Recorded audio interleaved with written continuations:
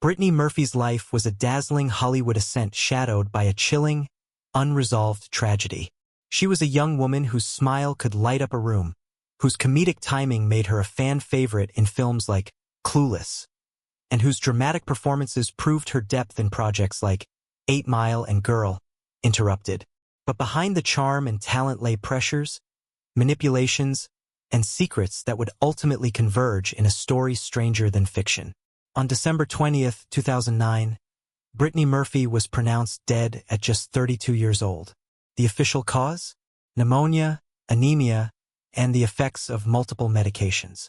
It sounded, on the surface, like a medical tragedy, the kind that quietly claims lives when symptoms are ignored. But as details emerged, nothing about Britney's final days felt quiet or simple.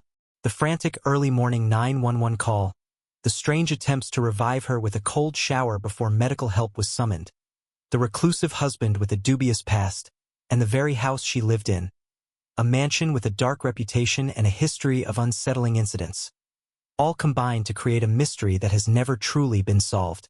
The home at 1895 Rising Glen Road was not just any mansion. Once owned by Britney Spears, who allegedly fled after experiencing strange, terrifying events she described as paranormal, it carried an unsettling energy long before Britney Murphy moved in. Spears reportedly believed she was being haunted, pushed toward staircases by unseen forces, and felt unsafe in her own bedroom, enough to leave the property behind. For Britney Murphy, the house started as a dream come true, a Hollywood Hills palace purchased at the height of her career. But over time it began to resemble a private fortress. Her husband, Simon Monjack, oversaw the installation of an astonishing 56 surveillance cameras, as well as devices meant to scramble phone calls and secure communications. Visitors reported a heavy, paranoid atmosphere, as if those inside feared being watched or targeted. Whether this was justified, perhaps due to real threats, or the result of Monjack's increasingly erratic worldview, it created a living environment of constant tension. And in that tension, Britney's health, career, and peace of mind began to deteriorate. Simon Monjack himself was a puzzle of contradictions. To some, he was a loving husband and protector. To others, a manipulative figure who isolated Britney from friends and business associates, inserted himself into her professional life, and created a dependency that blurred the lines between care and control. He claimed to be a wealthy screenwriter, an art collector, even a survivor of terminal cancer treated with mysterious, unconventional methods abroad. Investigations would later show that many of these claims were false or greatly exaggerated. He carried debts, lawsuits, and a questionable reputation in both Hollywood and the UK. Yet he wielded powerful influence over Britney, attending meetings, disrupting productions, and often making himself a barrier between her and the career she had worked so hard to build.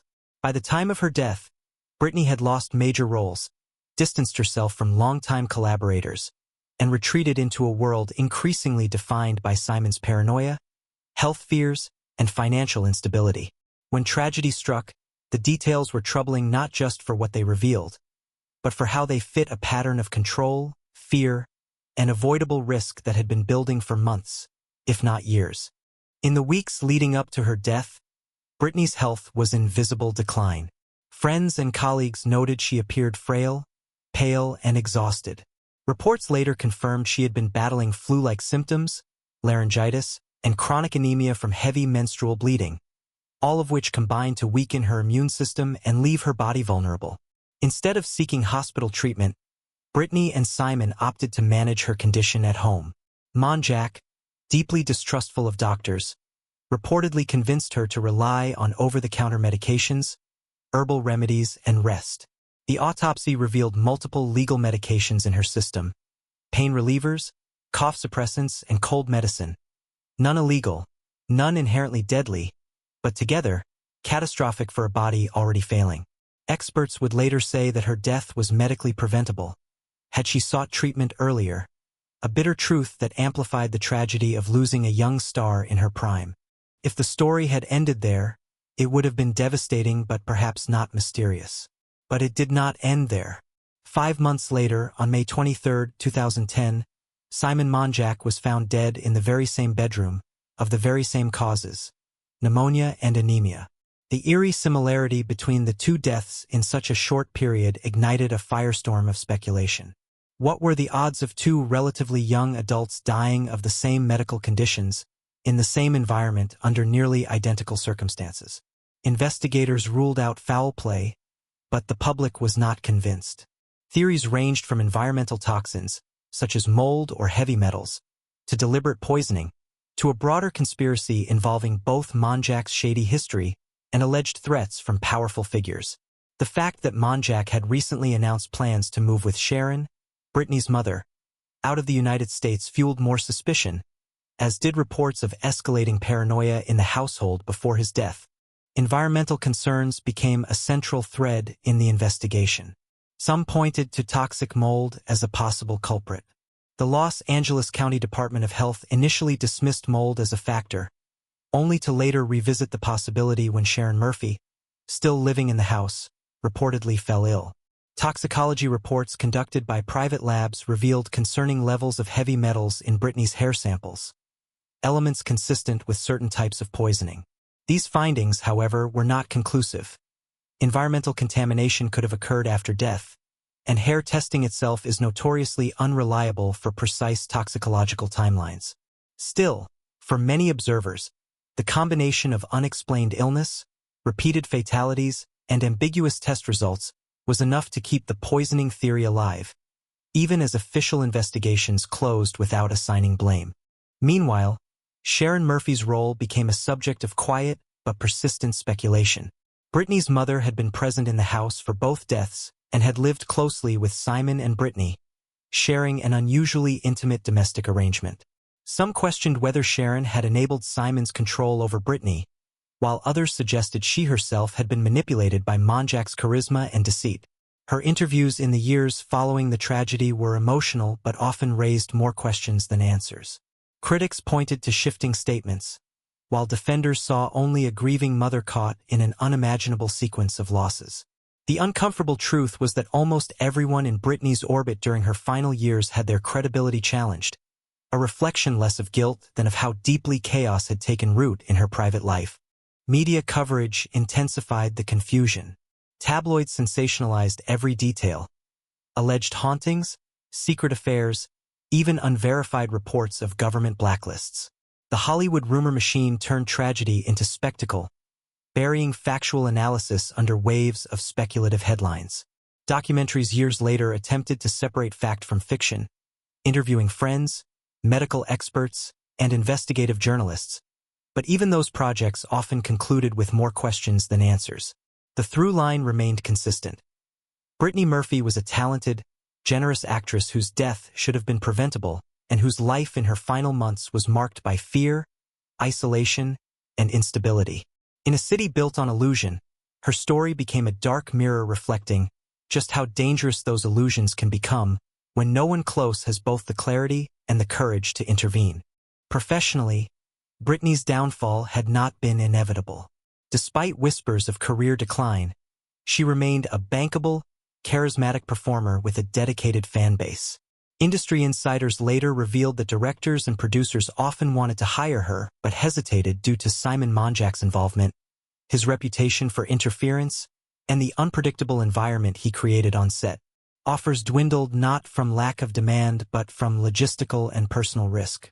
The isolation Monjack fostered effectively cut Britney off from professional lifelines, mentors, agents, collaborators, leaving her dependent on a single, unstable source of guidance.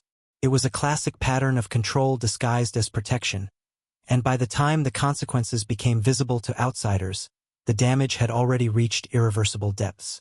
The psychological toll on Britney herself remains the most haunting aspect. Once lively, social, and full of comedic spark, she grew increasingly withdrawn. Friends described phone calls that grew shorter, visits that grew rarer, and a sense that she no longer felt safe outside the confines of her monitored home. Whether this was due to Simon's influence, her own anxiety, or genuine external threats remains unclear.